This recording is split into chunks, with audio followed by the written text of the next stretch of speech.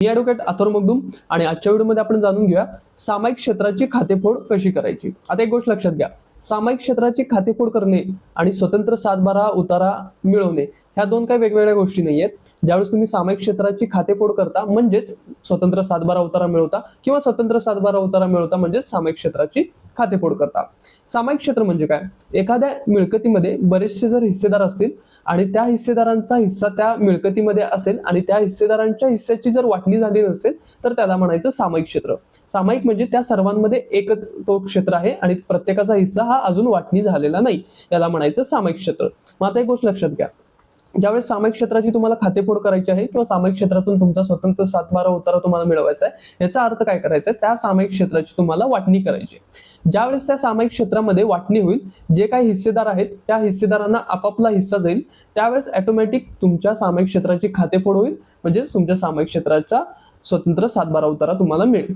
त्यामुळे ह्याचा निष्कर्ष आहे की सामायिक क्षेत्राची खातेफोड करणं म्हणजेच तुमच्या त्या सामायिक क्षेत्राची वाटणी करणे। आता वाटणी करण्यासाठी प्रामुख्याने 3 उपाय असतात। त्याच्यामधला पहिला उपाय आहे वाटपपत्र। वाटपपत्राद्वारे तुम्ही वाटणी करू शकता। दुसरा आहे तहसीलदार साहेबांकडून, तहसीलदार साहेबांकडून सुद्धा तुम्ही वाटणी करून घेऊ शकता। आणि तिसरा आहे दिवाणी न्यायालय। म्हणजे जर समजा पहिले दोन जे आहेत वाटपपत्र आणि तहसीलदार साहेब, तर जर समजा तुमच्या सामायिक क्षेत्रामधील सहिस्सेदार वाटणीला तयार असतील तर अशा केसमध्ये तुम्ही वाटपपत्र आणि तहसीलदार साहेबांकडून वाटणी करून घेऊन तुम्ही तुमच्या सामायिक क्षेत्राची खातेफोड करू शकता। पण जर समजा तुमच्या त्या सामायिक क्षेत्रामध्ये जर एखादा सहिस्सेदार वाटणीसाठी तयार नसेल तर अशा केसमध्ये तुम्ही दिवाणी न्यायालयातून वाटणी करून घ्यायची आहे। म्हणजे ज्यावेळेस तुम्ही वाटणी करून घ्याल त्यावेळेस ऑटोमॅटिक तुमच्या सामायिक क्षेत्राची खातेफोड होईल आणि तुमचा स्वतंत्र 7/12 उतारा तुम्हाला मिळेल। आता ह्याच्यामधले हे जे 3 प्रकार आहेत, वाटपपत्र, तहसीलदार साहेबांकडून आणि दिवाणी न्यायालयातून, हे आपण एक एक जाणून घेऊया। त्याच्यामधला पहिला आहे वाटपपत्राद्वारे। वाटपपत्राद्वारे तुमच्या सामायिक क्षेत्राची वाटणी कशी होणार आहे? सर्वात प्रथम तुमचे जे काही त्या सामायिक क्षेत्रामधील सहिस्सेदार आहेत त्या सहिस्सेदारांच्या संमतीने तुम्हाला वाटपपत्र हे दुय्यम निबंधक कार्यालयात रजिस्टर करून घ्यायचं आहे। एक वाटपपत्र तयार करायचं आहे, ते दुय्यम निबंधक कार्यालयात रीतसर नोंदणीकृत करून घ्यायचं आहे। ज्यावेळेस ते वाटपपत्र दुय्यम निबंधक कार्यालयात नोंदणीकृत होईल त्यावेळेस तो जो दस्त आहे तो दस्त घेऊन तुम्हाला तलाठी साहेबांना अर्ज करायचा आहे आणि त्या अर्जामध्ये नमूद करायचं आहे की आमचं असं सामायिक क्षेत्र होतं, त्या सामायिक क्षेत्रामध्ये आम्ही वाटपपत्र करून घेतलेलं आहे आणि तुमची जी काही दस्ताची कॉपी आहे ती सुद्धा त्या अर्जाला जोडायची आहे। आणि ह्या सगळ्यांची पूर्तता झाल्यानंतर तुम्हाला तुमच्या सामायिक क्षेत्राची खातेफोड होऊन मिळेल, म्हणजेच तुमच्या सामायिक क्षेत्रामध्ये तुम्हाला स्वतंत्र 7/12 उतारा मिळेल। आता वाटपपत्र कसं करायचं, त्याच्यासाठी किती खर्च येतो, त्यासोबत त्याच्यासाठी काय प्रोसिजर असते याच्यावर मी इन डिटेल व्हिडिओ ऑलरेडी चॅनलवर अपलोड केलेला आहे। त्याची लिंक तुम्हाला वर आय बटनवर दिसत असेल, त्यामुळे जर तुम्हाला वाटपत्रासंदर्भात संपूर्ण माहिती A to Z माहिती हवी असेल तर तुम्ही त्या आय बटनवर जी लिंक दिसते त्याच्यावर तुम्ही क्लिक करून वाटपत्रासंदर्भात माहिती घेऊ शकता। आता वळूयात पुढच्या प्रकाराकडे, तो आहे तहसीलदार साहेबांकडून। तहसीलदार साहेबांकडून सुद्धा तुम्हाला वाटणी करताना जे तुमच्या सामायिक क्षेत्रामधील अन्य सहिस्सेदार आहेत त्या सहिस्सेदारांची संमती लागते। म्हणजे जर समजा तुमच्या सामायिक क्षेत्रामधील सर्व सहिस्सेदार तयार असतील तर तुम्ही गोडी गुलाबीने तहसीलदार साहेबांकडून तुमच्या सामायिक क्षेत्राची वाटणी करून घेऊ शकता। तहसीलदार साहेबांना तुम्हाला अर्ज करायचा आहे। अर्ज केल्यानंतर जे सहिस्सेदार आहेत त्या सहिस्सेदारांना एक नोटीस पाठवली जाईल तहसीलदार साहेबांकडून। त्या नोटीसमध्ये एखादी तारीख नेमली असेल, त्या तारखेला सर्व सहिस्सेदारांनी त्या तहसीलदार कार्यालयात, संबंधित तहसीलदार कार्यालयात हजर राहायचं आहे आणि तहसीलदार साहेब विचारतील की तुम्हाला वाटणी करून घ्यायची आहे का?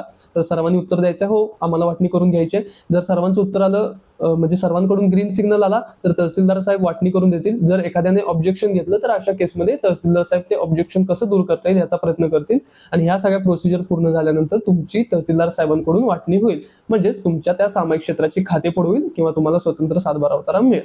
हे झालं तहसीलदार साहेबांकडून। आता तहसीलदार साहेबांकडून कशी वाटणी करायची, त्याच्यासाठी किती खर्च येतो, कशी प्रक्रिया असते, स्टॅम्प ड्युटी किती लागते, ह्या सर्व गोष्टींवर मी एक ऑलरेडी व्हिडिओ बनवलेला आहे, तो चॅनलवर मी अपलोड केलेला आहे। त्याची लिंक तुम्हाला वर आय बटनवर दिसत असेल। जर तुम्हाला तहसीलदार साहेबांकडून वाटणी करायची असेल तर तुम्ही त्या आय बटनवर जी लिंक दिलेली आहे त्याच्यावर क्लिक करून तहसीलदार साहेबांकडून कशी वाटणी करून घ्यायची ती जी काही प्रोसिजर आहे ती जाणून घेऊ शकता। आता वळत पुढच्या मुद्द्याकडे, तो आहे दिवाणी न्यायालयातून। हा सर्वात महत्त्वाचा मुद्दा आहे। आणखी बऱ्याचदा केसेसमध्ये काय होतं, एखाद्या व्यक्तीला म्हणजे एखाद्या सहिस्सेदाराला वाटणी हवी असते पण अन्य सहिस्सेदार जे असतात ते आडवं लावत असतात, त्यांची इच्छा नसते वाटणी करून घ्यायची। तर अशा केसमध्ये जर समजा एखादं सामायिक क्षेत्र असेल आणि त्या सामायिक क्षेत्रामध्ये तुम्हाला वाटणी हवी असेल आणि जर अन्य सहिस्सेदार जे आहेत ते कोऑपरेट करत नसतील, जे जर तुम्हाला प्रतिसाद देत नसतील तर अशा केसमध्ये तुम्हाला दिवाणी न्यायालयात वाटपाचा दावा दाखल करून तुम्हाला कोर्टाकडून वाटणी करून घेणं अनिवार्य आहे. तो सोडून तुमच्याकडे दुसरा कोणताच पर्याय शिल्लक राहत नाही, कारण की सहिस्सेदारच तयार नसतात. त्यामुळे तहसीलदार साहेबांकडून आणि वाटप पत्र हे दोन मार्ग, हे दोन दरवाजे तुमच्यासाठी बंद होतात आणि तुमच्यासाठी एकच दरवाजा खुला राहतो, तो म्हणजे दिवाणी न्यायालयात वाटपाचा दावा दाखल करणे. वाटपाचा दावा कसा दाखल करायचा असतो? जे सहिस्सेदार वाटणीसाठी तयार आहेत ते वादी या सदरामध्ये येणार. जे सहिस्सेदार वाटणीसाठी तयार नाहीत त्यांना तुम्ही प्रतिवादी करायचं आहे. तुम्ही कोर्टामध्ये केस दाखल करायची आहे. केस दाखल केल्यानंतर ते जे काही प्रतिवादी आहेत त्यांना नोटीस पाठवली जाईल. नोटीस पाठवल्यानंतर प्रतिवादींनी कोर्टात हजर राहायचं आहे. त्याच्यानंतर प्रतिवादी कोर्टात तुमचे जे काही दावा तुम्ही दाखल केलेला आहे त्याला म्हणणं दाखल करतील, म्हणजेच कैफियत दाखल करतील. त्याच्यानंतर त्या सर्व गोष्टी झाल्यानंतर कोर्ट इश्यूज फ्रेम करेल. इश्यूज फ्रेम झाल्यानंतर कोर्टामध्ये तुमच्या बाजूने म्हणजेच वादीच्या बाजूने आर्ग्युमेंट होईल, प्रतिवादीच्या बाजूने आर्ग्युमेंट होईल, साक्षीदार पुरावे ते सगळे कोर्टात दाखल केले जातील आणि ह्या सर्व गोष्टींचा एक अनालिसिस घेऊन कोर्ट तुमच्या त्या वाटपाच्या दाव्यावर निर्णय घेईल.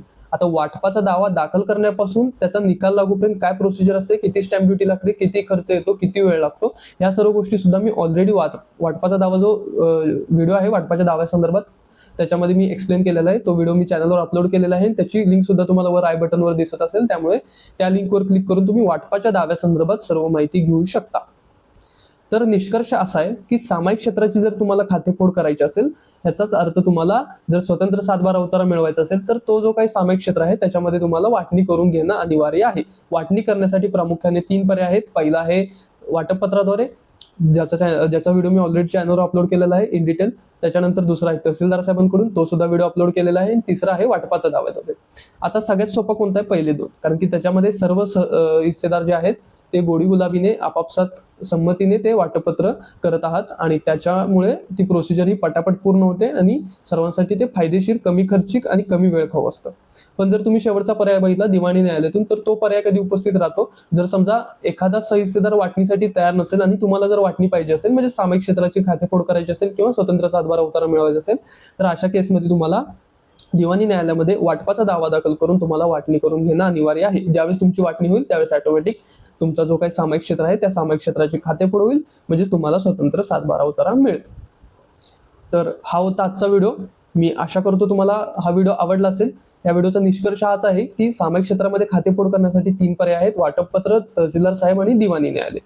तर ह्याच्या रिलेटेड म्हणजे हे जे 3 मी आता तुम्हाला स्टेप सांगितले, 3 जे प्रकार सांगितले, त्याच्यावर इन डिटेल व्हिडिओ मी चॅनलवर अपलोड केलेला आहे. त्यामुळे जर तुम्हाला सामायिक क्षेत्राची खातेफोड करायची असेल, म्हणजे स्वतंत्र 7/12 उतारा मिळवायचा असेल, तर ते 3 व्हिडिओ जे आहेत ते व्यवस्थित बघा आणि तुम्हाला जे सोयीस्कर वाटतं, जर सहिस्सेदार तयार असतील तर वाटपपत्राद्वारे किंवा तहसीलदार साहेबांकडून वाटणी करून घ्या. जर सहिस्सेदार तयार नसतील तर अशा केसमध्ये दिवाणी न्यायालयात वाटपाचा दावा दाखल करून तुम्ही सामायिक क्षेत्राची खातेफोड करा, म्हणजे स्वतंत्र 7/12 उतारा मिळवून घ्या. तरी या व्हिडिओ रिलेटेड काही शंका असतील तर तुम्ही कमेंटमध्ये विचारू शकता आणि मी आशा करतो तुम्हाला हा व्हिडिओ आवडला असेल. धन्यवाद.